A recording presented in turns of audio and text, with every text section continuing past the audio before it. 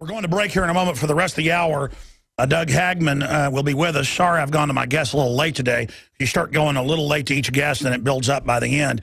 But, Doug, the most devastating evidence is that Rob Dew, my news director, constantly argues with his defense intelligence brother-in-law, who is actually pretty high up in it, and he's on the Army marathon team, and he can run 24 miles in his sleep. He was running. He was pretty much fine, and they came over and said, "You're dehydrated. We're pulling you out," because he was up towards the front, coming up to the finish line right before all this happened. They're running drills, all of this. Hagman, what is your latest intel from the Northeast Intelligence Network? You're up there. You have the best sources on the East Coast. You said Monday Obama's about to double down, imminent terror attack, and you were right, so here you are. Well, thanks, Alex. And I got to tell you this. According to my sources, there's just so much to this that we're not hearing, that we may never hear about. But I think you've done a great job in breaking things down here. You've got various situations that mirror historical terrorist attacks here in this country. And one thing that I was really concerned about is, you know, with all of the accusations of saying, well, you can't really say this is a false flag attack, or you can't really conclude anything, while that might be a true statement today, you know, are we wrong to be a little bit jaded or a little bit gun shy about what we're seeing here with respect to this incident? The fact that this appears to fit a certain template that we've seen in the past, with the training drills, with the even the prior warnings, with the dogs, explosive sniffing dogs, the extreme police presence, the drills, so on and so forth. I don't think we're wrong to question the facts at all, or question the motives at all, especially in over the last 24 hours, when you have, as you've pointed out, the axle rods and the others coming out and saying, hey, wait a minute, this could very well be a Patriot-related attack. They were saying it within 1 hour. Exactly. So everything's the agenda on that side. There's no real Tea Party person that would blow up people at that. No. They'd attack the UN or something. We'll be right back. I had tried everything. I'd cut back the amount of food I was eating. I was lifting weights and jogging, but nothing was working. My body was literally starving for minerals and trace elements, as well as key vitamins. And as soon as I had that, I immediately could eat half of what I was eating previously and be satisfied. Now, there are hundreds of great products at InfoWarsTeam.com, but I want to point out the 3 that have helped me lose 37 pounds in just 2 months. Products like Beyond Tangy Tangerine, Pollen Burst, and Rebound. When I started taking the Tangy Tangerine and other products every day, I lost more than 37 pounds in just 2 months. Now that's results. I want to challenge my listeners to go to InfoWarsTeam.com and to order just 3 of their products, and you will see the changes in the way you look, feel, and in your appetite almost immediately. Start your journey to health and wellness today. InfoWarsTeam.com. We're going back to our guest, Doug Hagman of the Northeast Intelligence Network, here in just a moment. Chuck in Boston. And you're noticing the FBI saying, give us all your footage, just like Oklahoma City. Don't give it to the media. But he's saying he saw cops with backpacks, and that's exactly what the bombs were in. And again, they were running a drill. People saw stuff that was making them suspicious, and they'd say, it's just a drill, never mind. I would imagine, by the way, Sonny, can you sit on this bag for me? I'm an officer. Here's a lollipop. I mean, I'm telling you, that's how sick this is, and they could be firing who knows what. And it could be Islamic, could be fake, could be real. I mean, they're trying to blame it on the Tea Party. We're going back to Hagman in a minute with his connections out there on the East Coast. But, Chuck, what did you see? Hi, Alex. Yes, sir. Tell us what you saw. Yeah, I appreciate what you're doing. I can't talk too long. I got out of Boston as quick as I could. I was in at the 13-mile marker for the race. I was walking from a restaurant over, about to meet my friend, and what I saw was, it caught my eye. It was a cop, and I sent the video to the UN. Forget the press, forget the FBI. I sent it to the UN. Whoever they are, the world military, whatever the hell they are. And I put it on YouTube. I disguised it, and the name is 9/11 Liars Club. I disguised it as a 9/11 video because it's all connected as conspiracies. But okay. Tell me the name of the video on YouTube, and we'll pull it up. Say it again clearly. 9/11 Liars Club. I disguised it as that, but what I saw was a state trooper in his car, unmarked. He had his gun exposed, so he's obviously a cop, and pulling a knapsack, a backpack, and put it into the baby carriage. And I said, "What? This ain't right." I recorded him. I zoomed in on a license plate and everything, and I caught him on video putting the second one in the baby carriage. Hey, man, I gotta go. I don't trust this. All right, that caller sounded a little bit sarcastic, and maybe I'm wrong reading the voice, but you open the phones up, you're going to get some of that stuff. A lot of people that are working for the globalists also think it's funny to make all this a joke. It's going to be funny when they take your private pension fund and go ahead and drink that fluoride and give your kid all the shots. Oh, you don't do that. It's just for the rest of us. It's all a big joke. And maybe that guy wasn't bad, but that sounded like somebody reading a script. That's what Skousen said he thought was going on earlier, too. And if the guy's wrong, I'm wrong. But if that sounded like it was just designed to be paranoid, you know, you hear these ads that I don't condone going, you better go to this site or you're, you know, basically dead. I'm saying we need to get informed and involved or the evil will take over and then we're enslaved. I'm not like we're screwed, you know, get ready. It's like we can turn this around. But a lot of callers coming in. We've got Trish in New York, families, military, John in Washington, Army. Bill in Indiana, bombings related, Dean, Army, Billy, we'll get to all of you. But let me just shut up so Doug Hagman of the Northeast Intelligence Network can get his points out.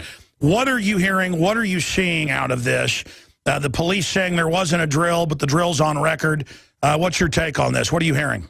A couple of things. The training drill did happen as it was initially reported. And by the way, I talked to my source from the DHS this morning, and his reply to that training drill was, how safe does that make you feel, even if things went off exactly as the government stated, where you had a real live training drill or a real live security force there with dogs checking for explosives, finding none? How safe do you feel now? How well did that work out for you? That was number one. But more disconcerting than that, Alex, as of this morning when I talked to my source, he did say that this was an opening salvo of additional attacks of this nature that he classified in his terminology as diversionary attacks, meaning false flag attacks. At least that's what I got out of that statement. So what I think what we're seeing here, based on the most current information I've got, is this is not the end of anything. This is the beginning of a more deadly, perhaps, a series of attacks. We're seeing the beginning of well, it could even be a wag the dog scenario, but a beginning of a campaign to demonize, further demonize the conservative base, to further demonize the people that are patriots. And the fact that this happened on Patriots Day should be lost on no one. The fact that there are other issues related to Boston and freedom should be lost on no one. Clearly, and again, based on my source, I think the most important, if I can say nothing else today for today's broadcast, is expect more and look at these as diversions. And that's pretty frightening as far as I'm concerned.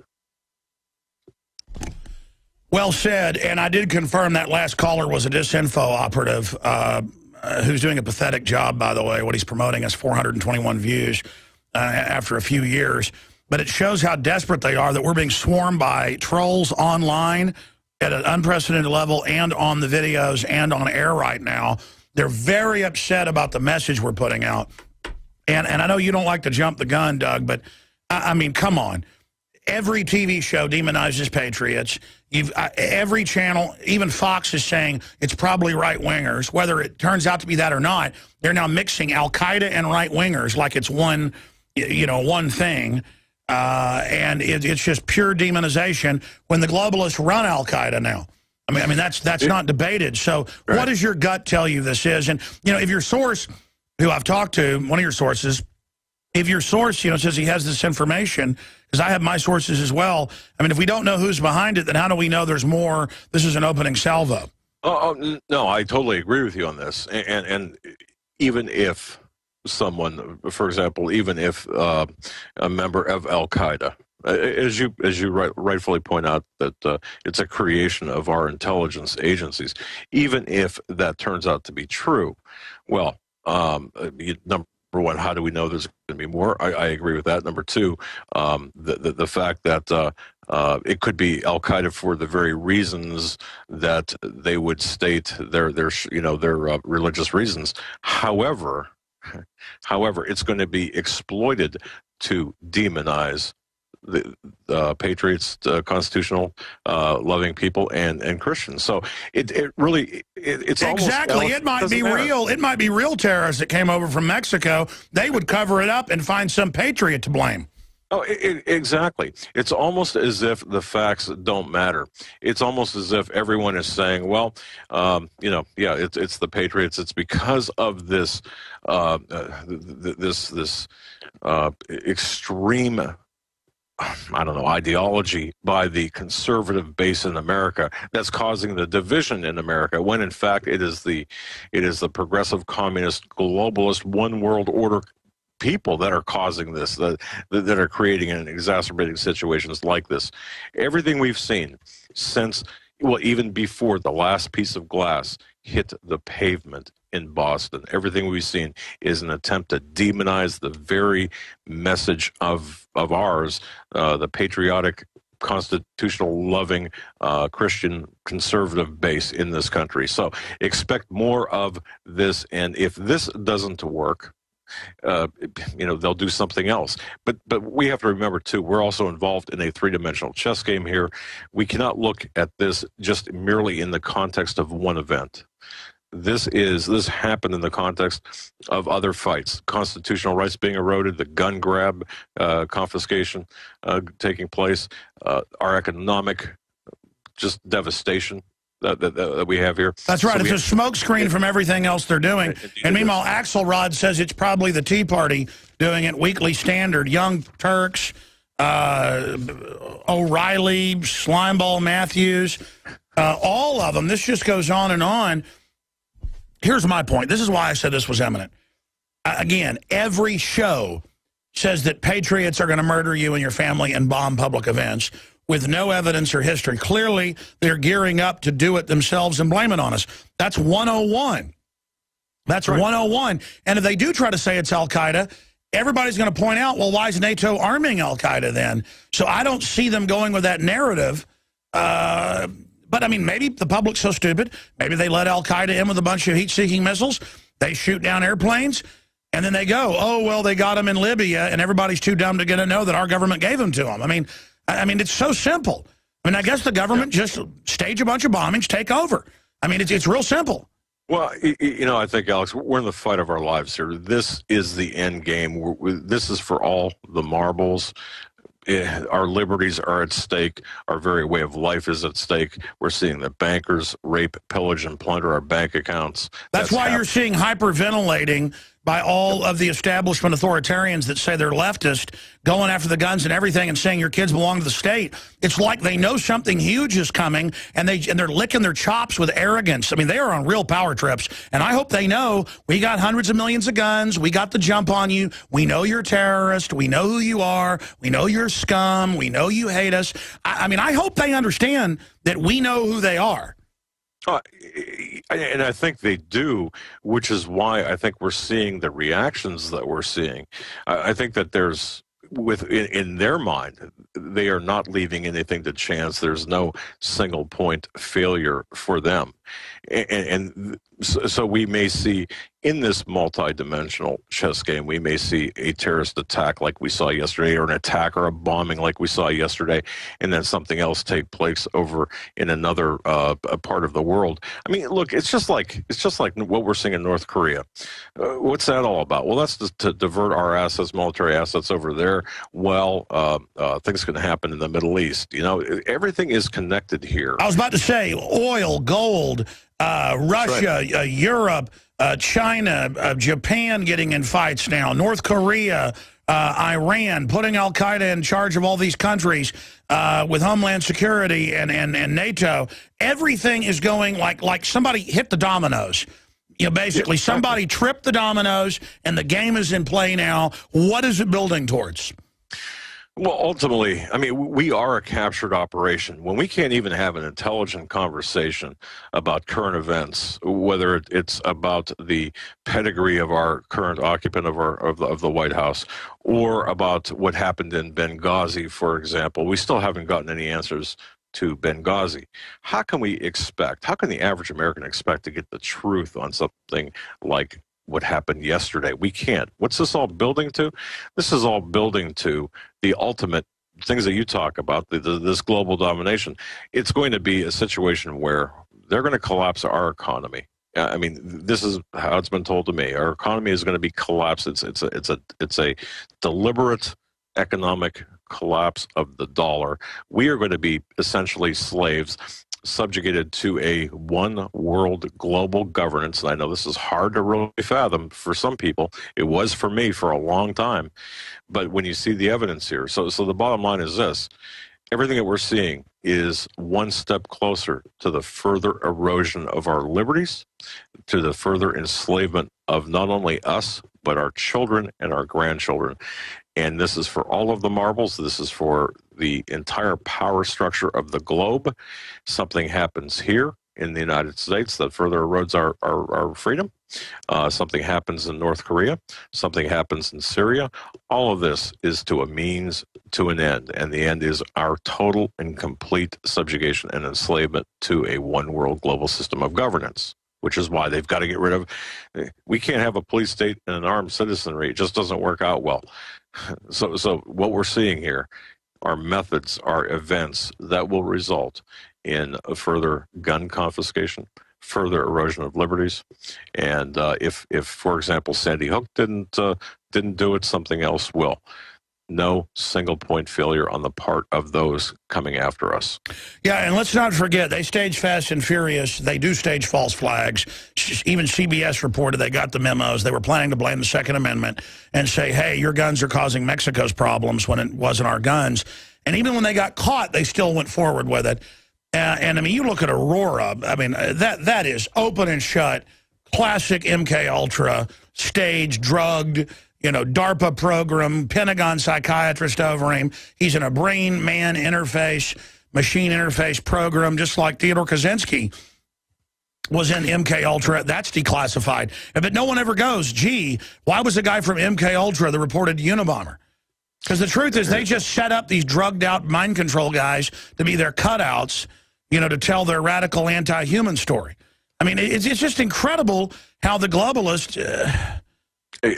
Hey, look, the CIA for 30 years, I believe it was 87 different universities, millions upon millions of dollars. How many subjects were affected by this trauma-based mind control? We've seen this. It's documented. You've pointed this out. So, you know, we do have these Aurora shooters and other people. People think that this is conspiracy nonsense. I used to laugh at it and think, oh my gosh, no, it can't be.